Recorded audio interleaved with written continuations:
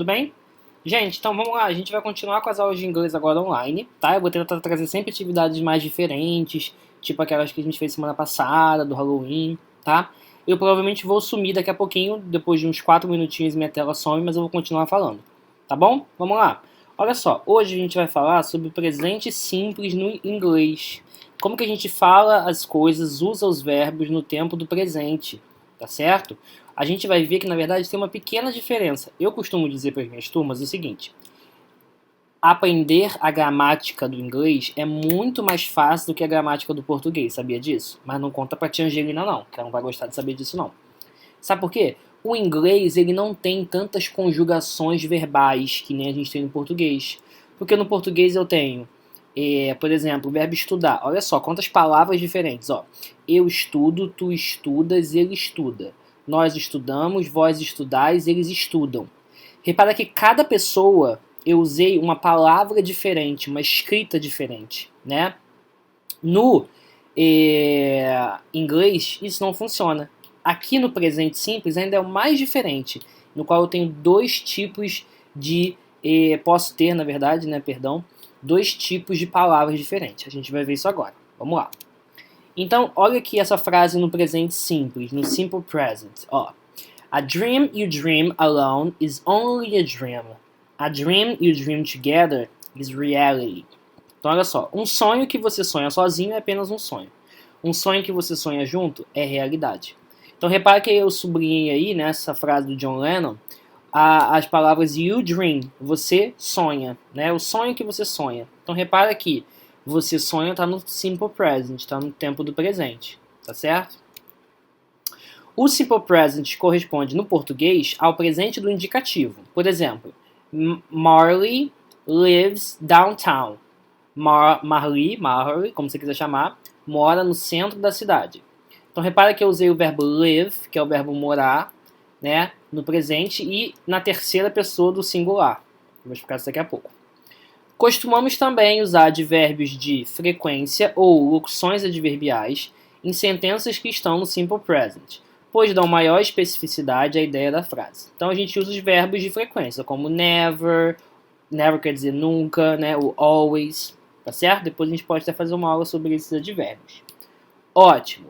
I never work on Sundays. Eu nunca trabalho aos domingos, graças a Deus, né? Imagina ter que trabalhar também ao domingo, muito cansativo. Mas vamos lá. Uso então do simple present. A gente vai usar o simple present para indicar uma ação habitual, rotineira, coisas que costumamos fazer sempre. Então, por exemplo, every Saturday I sleep late. O que não acontece comigo. Todo sábado eu durmo tarde. Every Saturday I sleep late. Todo sábado eu durmo tarde. Repara que é uma coisa que eu estou fazendo habitualmente, né? Então, I sleep, verbo dormir. Uma verdade geral, só que universal. Birds fly. Pássaros voam. Birds fly, uma verdade geral, universal. A gente também pode usar esse tempo verbal para fazer referência a fatos permanentes. Por exemplo, Uncle Carlos lives in Rio de Janeiro. Tio Carlos mora no Rio de Janeiro. Um fato permanente. Falar sobre ações que acontecerão no futuro com horários ou períodos agendados no presente. My favorite singer arrives from New York tomorrow night. Meu cantor favorito chega de Nova York amanhã à noite.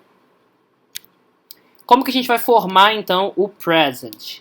Sempre com o sujeito, né? I, you, we ou they, usando o verbo sem o to. Então, por exemplo, olha aqui, ó. They dance well. Repara que, olha só, gente, quando a gente usa essas pessoas aqui, ó, I, you, we e they, a gente vai usar o verbo normal. Então, o verbo é to dance, dançar. Eu vou só escrever o verbo dançar. Olha só por que eu falei no início que é diferente, né? Se eu fosse botar no português, ó, eu danço, eles dançam. Palavras diferentes. No inglês, quando eu boto I dance, eu danço, they dance, eles dançam. É a mesma palavra.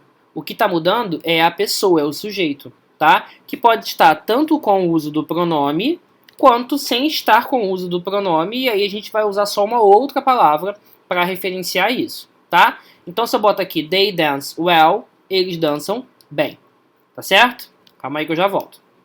Agora, se eu estou falando de he, she ou it, ou seja, ele, ela ou ele, ela, coisa, a gente vai ter que usar o verbo, sem o to também, mas usando o szinho no final. É como se fosse...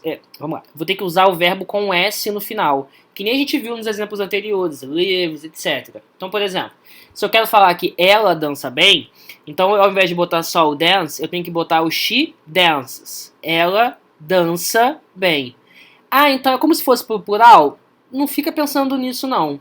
Porque o S a gente vai botar na terceira pessoa do singular, que é o he, she ou it. Tá certo? Então, olha só. She dances well. Ela dança bem. Simples assim. Tá ok? Tá certo? She dances well. Independente se eu utilizar o he, she ou it, quando eu falo da terceira pessoa do singular, o verbo tem que ficar com o S no final. Tá? Vamos lá. Exceções às regras. Vamos lá. Com os sujeitos he, she ou it. Os verbos terminados em y, precedido por consoante, eu vou tirar o y e acrescentar o ies. Então, por exemplo, o verbo worry, que termina com y no final, eu não boto só o s, né? Eu tenho que botar o ies. Por exemplo, my husband, né? Ou seja, meu marido, he, worries about me. Meu marido se preocupa comigo. Ok? Então, como é terceira pessoa do singular, my husband, né? Estou me referindo a ele, eu tenho que botar o ies no final, porque o verbo worry termina com y. Ok? Outras regras. Verbos terminados em ch, sh, ss, x, z e o, eu vou acrescentar es. Ou seja, Bruna teaches history. Bruna ensina história. Como é Bruna, she, terceira pessoa do singular, eu tenho que botar o es no final também. Tá certo? Mais regrinhas, vamos lá. O verbo have tem uma conjugação especial com os sujeitos na terceira pessoa do singular. Tiago, ou seja, he, has a good job. Tiago tem um bom emprego. Caso o sujeito seja algum pronome indefinido, como somebody, nobody, everybody, nothing, everything. Somebody é alguém. Nobody é ninguém. Everybody é todo mundo. Nothing, nada. Everything, tudo. Ok? Eu vou usar o verbo também na terceira pessoa. Tá? Então, everybody goes to school. Todo mundo vai para a escola. Repara que olha só aqui, ó, eu tinha dito que quando o verbo termina em O, eu boto um ES no final. O verbo go termina em O, botei o ES. Tá certo? Agora, então vamos lá, gente. Relembrando, ó, sempre que for terceira pessoa do singular, he, she ou it, a gente tem que botar o S no final. As exceções são, se o verbo termina em Y, aí eu boto o IES. Se o verbo termina em CH, SH, SS, X, Z e O, aí eu boto o ES. Mas a gente vai praticar isso à beça, tá? Vamos lá. Forma interrogativa, forma de pergunta. Mesma coisa, ó. Se eu uso I, you, we ou they, eu uso o do no início. Esse do no início, né, esse condicional aqui, ele não tem uma tradução. Ele apenas indica pra gente que a frase está no presente. Então, se a pergunta, né, começa com do, ou a negativa tem o don't, isso já vai indicar pra gente que está no presente, tá? Do you always see your girlfriend? Você sempre vê sua namorada?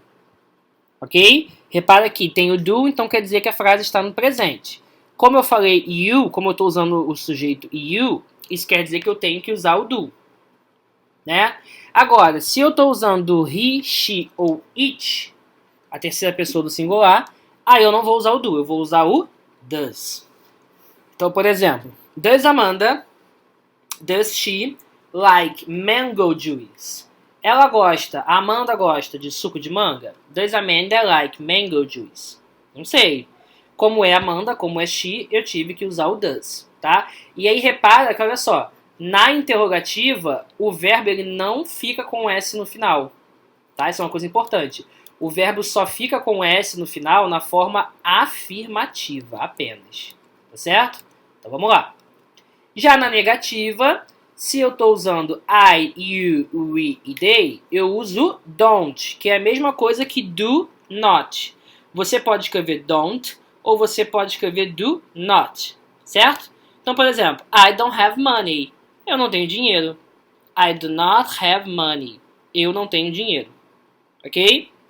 Se eu estou usando a terceira pessoa do singular, então eu vou usar, ou seja, se eu estou usando he, she ou it, então eu vou usar o does not. Doesn't. Andresa doesn't drink tea. Andresa não bebe chá. Certo? Então é a mesma coisa, ó. Aqui eu não botei o ES no final, nem o S, nem nada, porque não preciso. Eu só boto o S no final na afirmativa. Tá certo? Vamos lá.